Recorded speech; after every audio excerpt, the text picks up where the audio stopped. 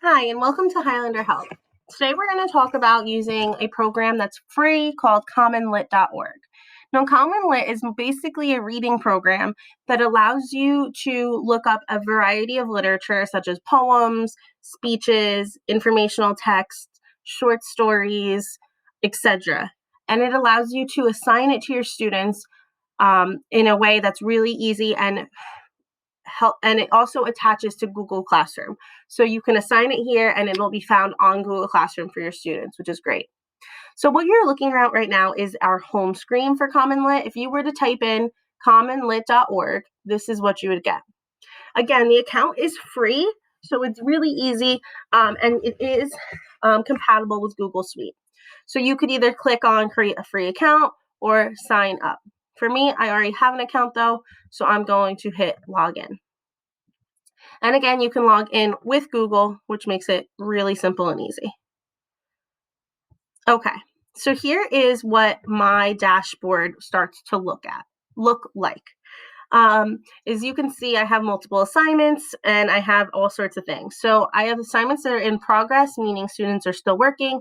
I also have assignments that are completed, so I can click on either to kind of figure out what's going on. And I have my classes. What's nice about this is these are all my Google Classroom classes that I've synced. So I can go in each one and see what I've assigned per class. Additionally, on this dashboard, we have some things that we can do. We can add an assignment here if you already know what kind of assignment you want to do. I can click on each assignment. I can see their start date, end date. When I click on the assignment, I can see what students have submitted it, what students haven't, how well my students submit, things of that nature.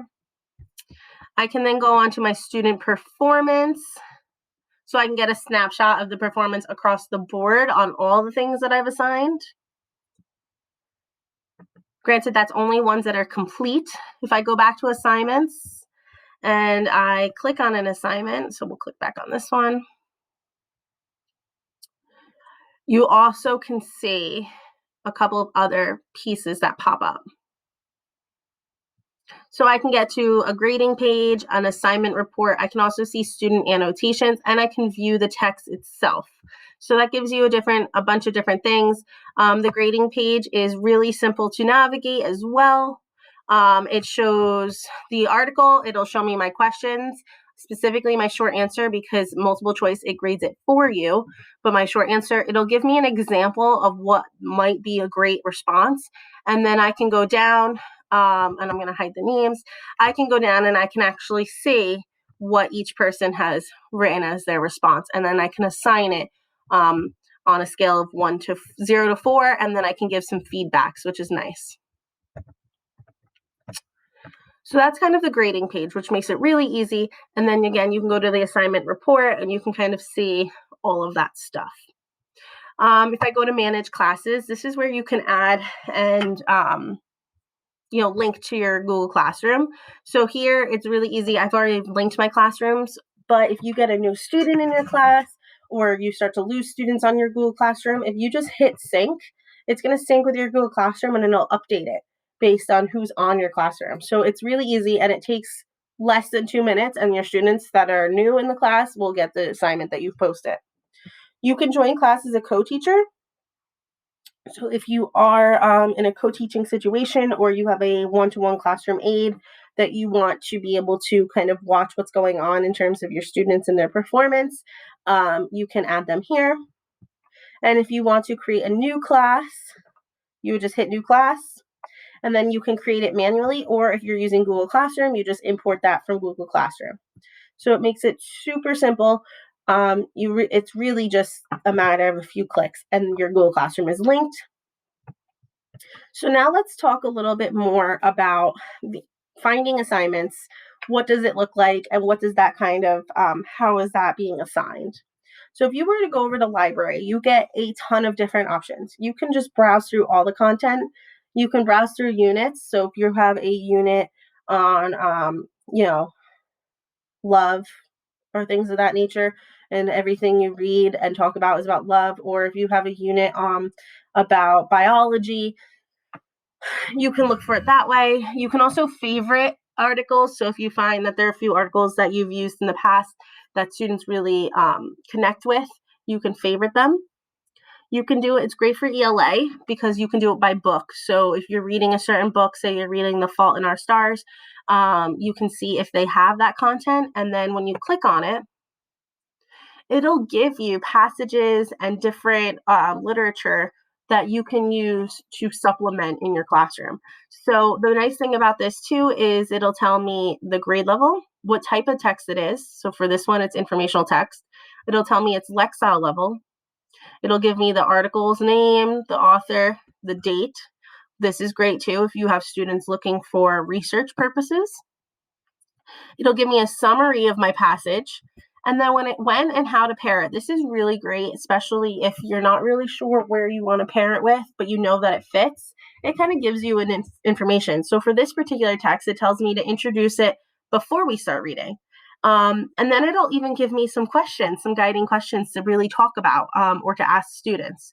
So it's really great in terms of that. And again, it gives you a variety. So you have poems, drama. So you'll see William Shakespeare, which is some of our more popular stuff, short stories, again, poems, things like Robert Frost. So it gives you a variety. And again, it does tell you when or how to pair when you're looking at them via book. Additionally, we have genre. So if you have students who you're targeting based on their interests, and you have some students who prefer nonfiction, you have some students who prefer poems, you have some students who prefer speeches, short stories, you can use the genre to look for pieces of text that fit that particular genre. So you can really target students in that kind of way and get literature that they like. Grade level is also an option. This is great because, it's inclusive, meaning I can use this as a high school teacher through all my 9th through 12th grades, but also we can use, 3rd, 4th grader teachers can also use it. Additionally, for my school in particular, I have students who have a variety of different skill levels, especially in terms of their reading and their reading comprehension. So I might be able to assign different types of text at different grade levels to really help support my struggling readers.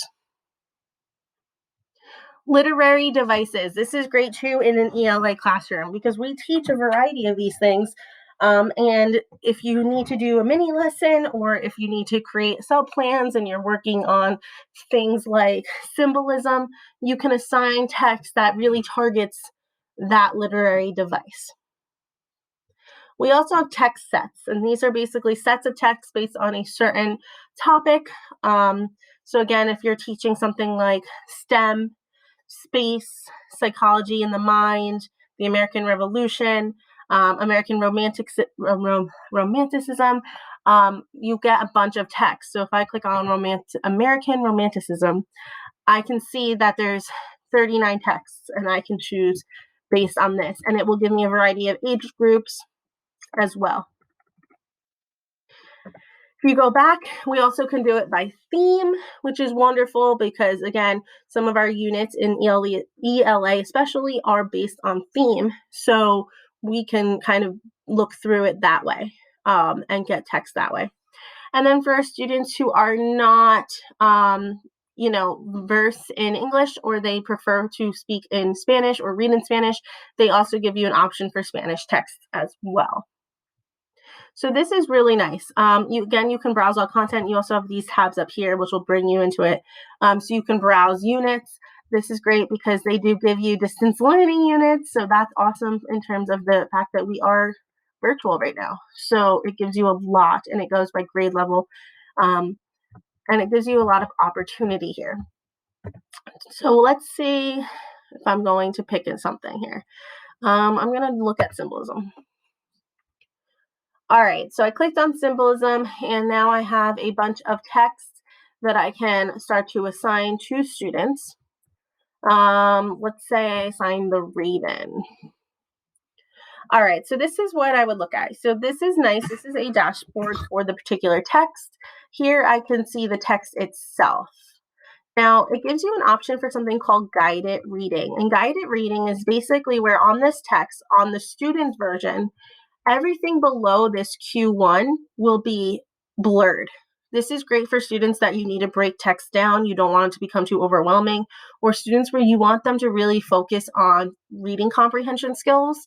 So this really helps them in terms of it'll give them a little bit of a passage and then a question that will, they'll have to kind of determine their reading comprehension of what they understood when they read that. And then once they answer the question, it'll unblur the next set. So that's really cool in terms of the guiding questions section. And then you have a couple of other options that are great for students, especially our students with their IEPs, their 504s, and we have to really work on those accommodations and modifications. So we have font size, so students can make the font smaller. They can also make it larger. Rather than just zooming in, it does it for them on their text. They can also have a read aloud option. This is great to use if you're reading the text as a class and you don't want to read out loud and your students maybe don't want to read out loud. You can have the computer do it for you, or for students who are maybe struggling readers and an audio is better, they can do that. They can also translate it into a language that they need. And the best part about this is the annotation tool. So students can highlight and add annotations to their assignments. This is great for an ELA classroom because we are constantly trying to teach annotations. So you can have students write on the text. When you go to grade, it actually gives you an opportunity to look at the annotations, but you could also have students use Screencastify or Flipgrid and create a video to discuss those annotations on their screen as well. So it gives you a lot of ability in terms of assessing them. When you assign the text, they're going to get assessment questions. These assessment questions sometimes there's 1 through 5, sometimes up to 10 questions. Really depends on the article or the reading, but it's nice because it is standards based. So you'll see exactly what standard that question is targeting. And that's kind of what they're going to see on their end. And it does look very similar to this, which I can show you. Also, it will give you discussion questions that you can add where students, you can really, elevate the conversation about the piece once they're finished. At the top, you can also download a PDF. So if you want to print it out and give hard copies, you have that ability. You can favorite it, like I said, share it with others. You can do a student preview, which I'm going to show you. So you'll see exactly what it looks like on the student's end. Again, very, very similar. This is what I was talking about with the guided questions, how it blurs it until they answer the question. I'm just going to pick anything. It'll tell me it's incorrect, correct. And then once it's correct, it'll go down to the next one. So it has to make them correctly click it. Once they get through all the activities, on this same exact page will be those questions that you would see on the other page. All right, so on this page as well, you can find paired texts that go well with the assignment that you're looking at, some related media. There is an answer key, which is wonderful for grading. Again, though, when it's multiple choice, Commonlit grades it for you. But when it comes to the discussion questions or short answer questions, it does give you examples of good responses. So say this is the assignment you want to keep. You're going to now want to assign it. So if you've already set up in the beginning of this video and you set up your Google Classrooms to attach to it, it makes it so easy. You would just hit assign. And now you get a couple of options. So now your Google Classrooms will pop up. So I could pick which class I want. And I can do it for a whole class. Or if I want to just individually assign certain Commonlits, maybe they're enrichment activities, maybe they're to target a certain skill. Maybe you're giving students different pieces of literature and you're going to maybe do group work and you want to group them into certain pieces. So maybe if you have a class of 20 and you're all looking at Poe, but every group is going to have a different Poe piece, you could do it that way and kind of group them individually. You can give them the ability to annotate. So maybe that's going to be part of the assignment that they need to take notes and you're going to look at their annotations.